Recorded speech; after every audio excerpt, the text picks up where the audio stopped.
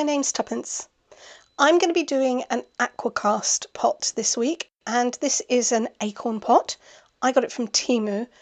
I think I can make this into a fairy house, and better yet, an incense burner fairy house. I'm going to cast the pot itself in Aqua Cast, and then I will use some air dry foam clay to create all the extra bits around it and turn this into a whimsical incense burner, hopefully with a little chimney on the top that the smoke will come out of. So let's see if I can do that. I'm going to start with 200 grams of powder and 70 of water. I've put the water in first, and now I just need to mix this together to get rid of any of the lumps. I'm going to add a bit more water, and this is going to make it a little bit more fluid. The lid of the Acorn Pot is really textured, and this should mean that I would not get too many bubbles in it. So again, just going to give that a quick mix around. That's pretty good. I'm hoping I've mixed up enough for both of them, but if not, it is easy enough just to add a bit more. I'm going to give the bottom a massage, spreading that Aqua Cast around and getting rid of any bubbles. And then I can carry on topping this up. I'm going to stop before I get to the top. That gives me room so that I can tap this up and down, get the bubbles out. Then I can carry on and top this up. Another quick tap, level everything out. I'm going to put the rest in the lid, give that a squeeze where the stalk is, and swirl that Aqua Cast around so that it coats the inside. And then I'll just top this up. Okay, it looks like I do need to mix up a little bit more. So I've gone ahead and done that, and I'm just going to carry on topping this up. And I'm folding the lip back, trying to release the air that is trapped under there. But as this continues to degas, bubbles may well rise up underneath. I'll give it a quick tap to help bring those bubbles up to the surface, and I need to leave these to set. Because I added some more water, I'm going to leave them for an hour and a half and clean up. These have cured enough for me to demold them. So this mould does give you a little bit of a workout. It's not the most flexible, but once you get it rolled back from the surface, it's easy to get out. I can see I've got some micro bubbles, but I'll show you how to fix those later. Just need to pull that out of the middle with a twist, and that top is really good. Alright, as I say, micro bubbles around there, a lot of that's going to be covered up anyway. Now I'm going to do the lid. Get that out, and I can see I've got quite a few bubbles. It's very difficult not to get some bubbles there. Some of these aren't going to matter, but some I will have to deal with. So I'm going to show you how you can fix that. I'm putting a little bit of water into a medicine cup, and I'm going to mix up a tiny bit of Aqua Cast. I'm just going to keep adding the powder until I get a kind of toothpaste consistency. So I'll give that a quick stir around, and that is definitely far too liquid, so I'm just going to add a little bit more powder and see what that looks like. And yep, that is looking pretty good. So it's like a thick toothpaste, and that should be fine. Then so I'm just going to spread this on using a little spatula. I'm not worrying about getting it smooth right now, I just want to make sure that I fill up the holes. Once this is set, I can sand back the worst of it. Okay, just smooth it out. Right, I'm going to set that to one side, let that carry on curing. Shouldn't take very long because you haven't mixed very much water in. For the pot, I'm just going to do the same. I want to add a little bit more water and make this slightly more liquid, almost like paint. And then I'm going to spread that on the surface, and I'm just going to use my finger to push that into the holes. Make this as smooth as I can, but if it's a little bit lumpy, that's fine. I'll just sand it afterwards. This is all cured now, and you can see that it's looking pretty good. In fact, I don't really need to sand that. Filled in the holes so that you wouldn't know. It's the same with the pot. I've managed to wipe most of that smooth. There is a little lump there, but that will be covered by a door. I'm going to be using some of this air dry foam clay. This is from Bohs, and I want to make a base that this house is going to sit on. So I'm just going to flatten this out and kind of make a rough circle. Well, it's not going to be a circle, it's just going to be a blob. And then I can push this down on top of it. I've got it set more towards the back so that I've got a place at the front where I can put some steps. This is going to be the garden of the fairy house. Right, just try and pull that away. There we go. And now I know where that is going to sit. So I'm just going to re-impress that. That's a nice little cup for that to sit in. I will glue everything together, but for now I need to keep it separate. I flattened another piece of the foam clay that I coloured with some alcohol inks, and I'm going to make a door. So I'm just going to cut an arch, and that looks pretty good. And I think it's probably the right size as well. Now I'm going to take this metal tool. I want this to look like wood, so I'm going to use that to scratch the texture in. I'm also going to poke the bottom of it so that it looks a little bit more scalloped and random. I don't want it to be perfectly straight. This is an old wooden door. I'm using an alcohol marker now. This is a Copic Chow. I'm just going to colour over the surface. So you can see it's picked up some of that texture. This is a slightly darker one. I'm just going to add some lines. And now I'm using some isopropyl alcohol just on my finger to blend those colours in a little bit. I'm going to let that alcohol evaporate for a couple of minutes. And now I can try and place this on the pot. So I'm going to put it up. So it's not right at the bottom because I need to leave some space for the steps. And I'm not curving it around the pot. The pot does curve, but I want that door to remain straight. So there's going to be a little gap behind it. That looks pretty good. Now I just need to build the steps underneath. I'm going to dip this into that alcohol and wipe up the marker pen that is on my mat. That's just going to colour this clay a little bit. Now I'm just going to keep adding some pieces under the door until it meets it and create some steps. And that's pretty self-explanatory. And as you can hear, I have still got very little voice. So I'm going to be putting some music on and you can watch me.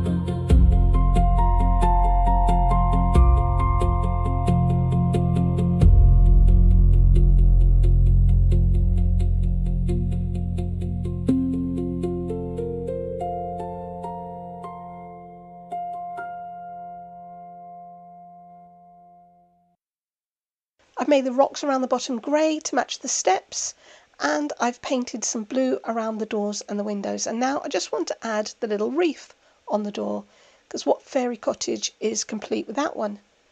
So I'm going to stick this in place with a little bit of bookbinding glue.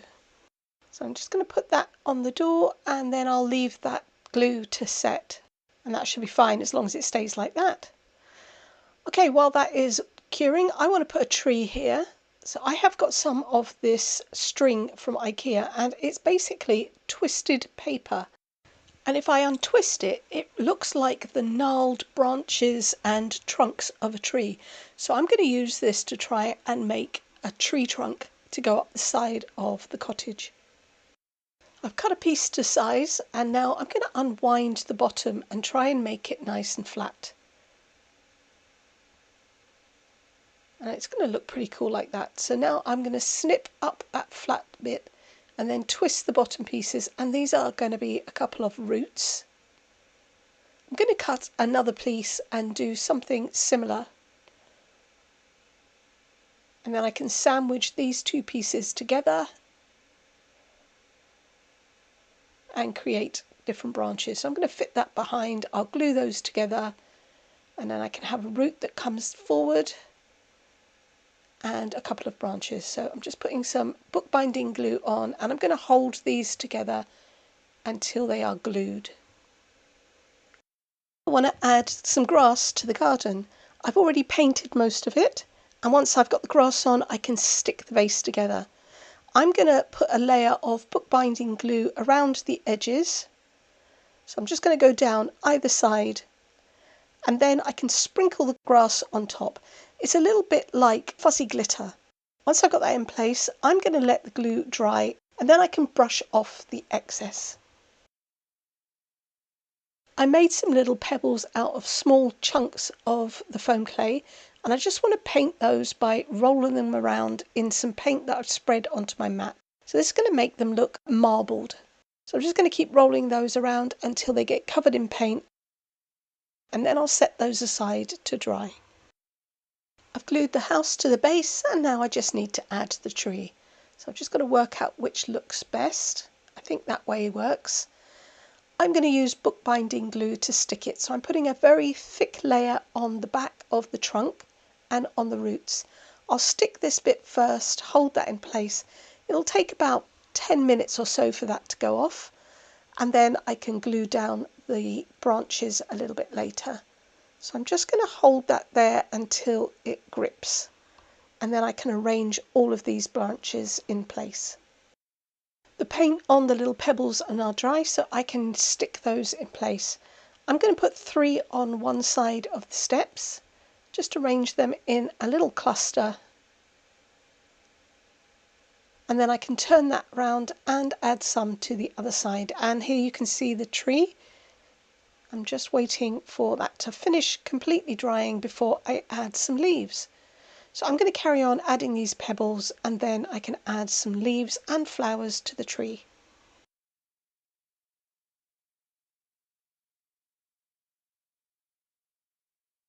You can buy a product very similar to the grass, which looks like flowers.